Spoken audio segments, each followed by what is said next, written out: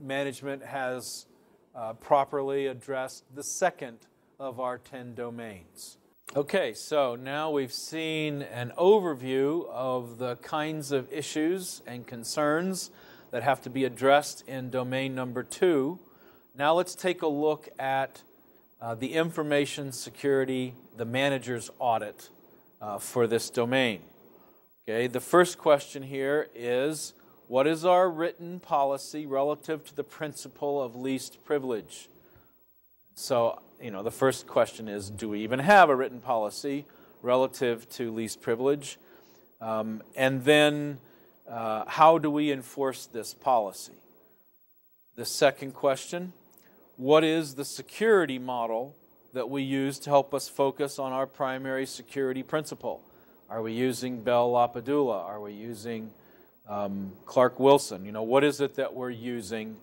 And again, that security model is going to have to be the model that's specifically tailored to enforce your primary security principle, which of course is something that you got when you asked the manager audit questions from domain number 1.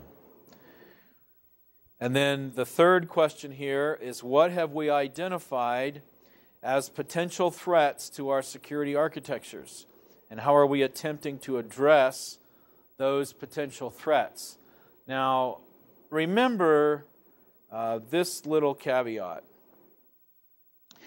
If the answers to these questions are not written down somewhere official, they don't count. I've said that many times now, and that's a major part of what you're auditing for.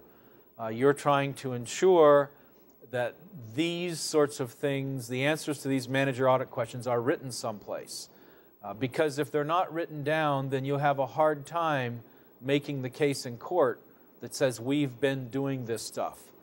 We have been in compliance with these 10 domains. If they're written down, then that's very strong evidence in a court of law that this is your policy and that you're in conformance with these domains. And we'll go on now to the next DVD for part 2 of our lecture and begin at that point with an executive overview of domain number 3.